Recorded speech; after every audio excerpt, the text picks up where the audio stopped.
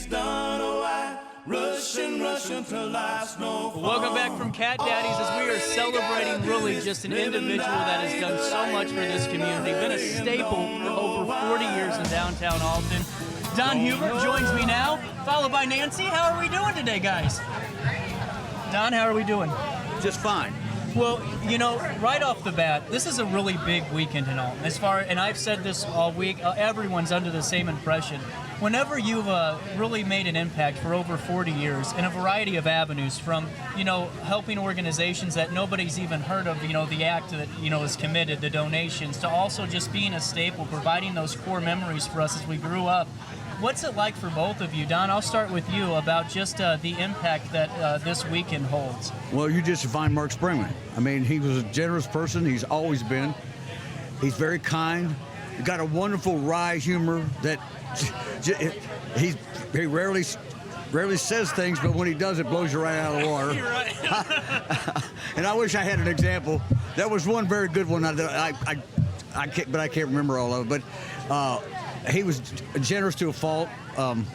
He put up with people that most people would not have put up with in many cases. But I never saw Mark say a kind word to anyone and I've known Mark since grade school.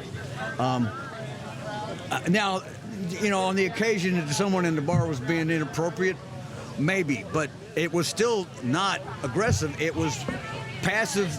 Come on now, let's just, you know, that's who Mark was. I mean, he was a kind soul, and I could say this honestly, I'm very honored to have known him, especially for as long as I have. He was always, I mean,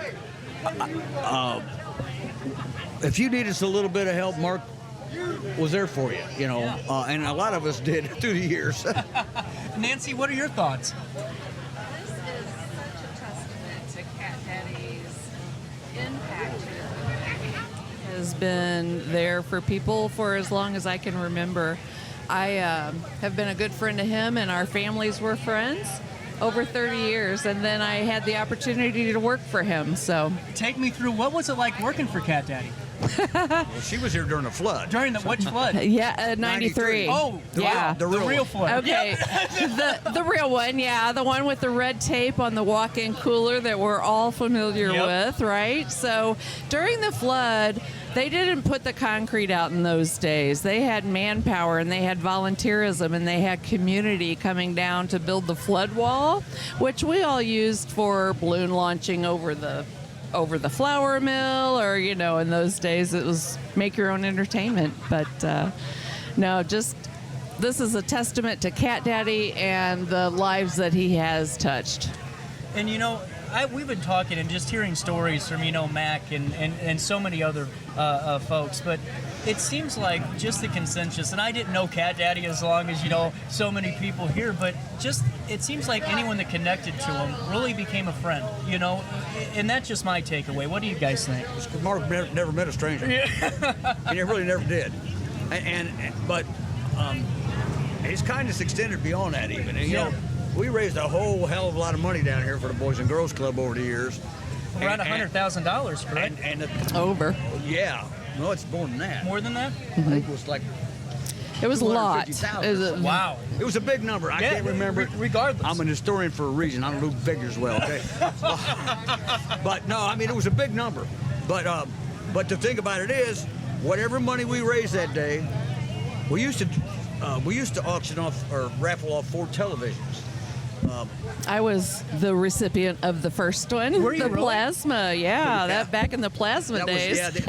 We'd go out to all refrigeration, and Mr. Crane would give us a good deal on the televisions, and we'd raffle them off. $20 a ticket, there'd only be 200 tickets, and it was, you know, pretty good odds, etc. But we'd raise $4,000, $5,000, $6,000 a year for the Boys and Girls Club, you know.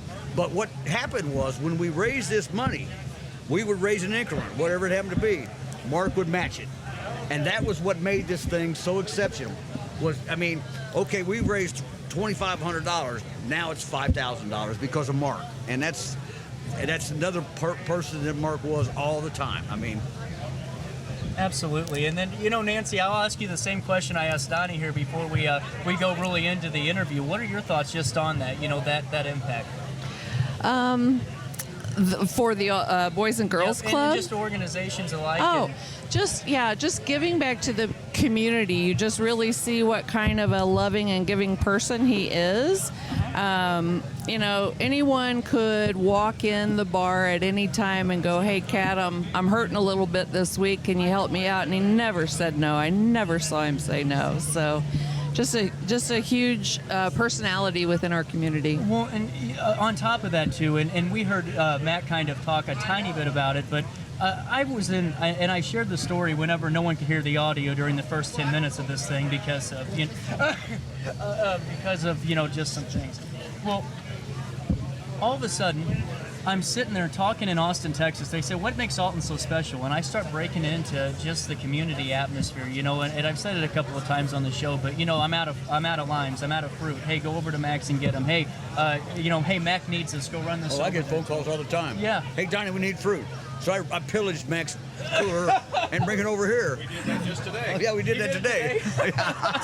Oh, yeah. And back in the day, the girls and guys that worked as bartenders, every Saturday morning we'd have to take a tray of glasses to go over to the other places and give them their glasses back and get ours. Well, you did it on Saturday. It was usually Monday morning. Monday morning? Okay. Well, it was Monday That's morning. restock day. Yeah, well, right. But we did that. That makes sense. Well, everybody had different glasses. And But we knew which was whose not bar yours, so was. We'd wander around with a big tub, Oh my God, I get it now. That's hilarious as you walk to one bar to the next. Mac's glasses are all plastic. Cat's are not. and they ordered. And then you've got other places that have. They were all different. Honest to God. So you take the tray in, and they take theirs out and put the ones that weren't theirs in. And it was like a ceremonial parade. That was the downtown bar environment, and it's still pretty much that way. It really hasn't diminished all that much. Everybody kind of helps out one another. If somebody runs out of something, like soda, you can get it across the street, but right. But Mac and Kat and Marilyn and Russ were kind of the core of this. Yeah. They were the ones that have contributed consistently throughout, like the block parties, etc. But Kat's never questioned. And, Yeah. I wanted to kind of touch a little bit more on Nancy, just your time working for Catdaddy, working at the bar. I just had Ricky on, who was a great treat, but there's a connection really that, some of the folks that work down there have with the patrons. Did you have a few favorites that would stop in while you were working that you want to kind of spotlight and reflect on? And hello, Donnie. Let me look. No. Donnie's always been one of my favorites. I've learned so much about this town, and I've lived here my entire life. So, Exactly. Okay, What's some of your favorite regulars when you were favorite working? regulars? Well, Jack Dixon was a favorite regular. He's gone now, and but yeah, just the people that come in, you can tell their sense of community because they either went to school with Cat, they've frequented one of his places before, or they've seen him at the Bon Air where he hung faithfully with his friend Festetti, right? So it's like everybody in town knows him. And, Donnie, I wanted to ask you about just, Mark, your friend, because, a lot of people have a connection with Catdaddy and, can call him his friend, but, when you guys known each other as long as you two have, do you have a connection that you kind of like to expand upon a little bit? Well, in 1960, Alton, there were kind of two communities: the Catholic community and everybody else. And the not Catholic Not community. yeah. But my dad went to Marquette. Cat's whole family went to Marquette. One of his uncles was in a class with my dad. So there's this commonality. So, at wedding receptions, you interact because it wasn't a closed community, but it was it was more segregated than it is right now. I mean, we had St. Joseph's Hospital and Memorial Hospital, you know. Oh, wow. Yeah. I didn't know that. Yeah, well, it was kind of I the way didn't it know was. that's what. Wow. Yeah, you bought your cars if you went to St. Mary's, you bought your car to Hofer's because he was in St. Mary. It was kind of a loyalty thing, but it generally went along, you know, religious lines, which was kind of weird, but that's the way it was. But his family and my family knew one another long ago, before I was around, you know, Mark too. But Springman Lumber. yeah, I mean, you know, out in Godfrey on Tully Lane. and there's a mass of Springmans. Well, wait, wasn't Cat Daddy a hell of an athlete too in high school? He He's a was. good basketball player. Yeah, that's what I heard. He got a scholarship to Eastern, and got his degree in teaching out there. I'll let PT. You, Yeah, he went for PT. Yeah, you mentioned the flood earlier. Yeah. There were about 25 of us in here when the water started coming up into the floor. There was no basement, of course, because it's below. Yeah, there was about a foot of water in there. So we're picking the coolers up, putting them up on the bar, and we got all that done. And we may have had a couple beers while we were doing it, but I don't know, it was about 3 weeks later, maybe a little bit longer. We're picking the same damn coolers up and stuffing them up in the mezzanine because the water was coming up above the bar. And if you look at the line now, but you know, you talk about, I must have been young. Then I really must have been young. No, remember the boards they built from the stairs to the All the way. upstairs stairs? Yeah. And then you got upstairs and it was like a whole nother bar. Yeah. Yeah, it was. I have pictures. Mark had a safe that's at the end of the bar, and during the flood, it floated all the way over next to the front door. I mean, that thing's massive. I mean, Well, and what I think so cool about just everything is, you know, Cat Daddy's a quiet guy. You know, he's not the loudest guy in the room. But what I think so cool today is when I walk in and just seeing how so many people have just flocked in here yesterday too and today, and just what do you guys think about just that moment alone and seeing the video? How was the video, by the way? Was it beautiful? I lost. Did you cry? Yeah, I lost it. To play here. We could have played it on. Oh Junior yeah, no, probably it was did. wonderful. I mean, it's just a lot of people have strong feelings for Oh, Cat, and you know, and what he's built here, and how much fun we had. Oh my gosh. you know, he was relatively quiet, but the thing about Mark is, you really paid attention because when that zinger came flying out at you, You had to be ready. That's right. that's who he yeah. was. I mean, really. Well, and before I say bye for now, because we still have 2 more interviews to do, and then we'll kind of start wrapping things up here, as we've been on for a lot longer than I told you guys. But when you're having fun, you I let know, good stories this is go until the awesome. lights turn us off naturally. This is a big weekend.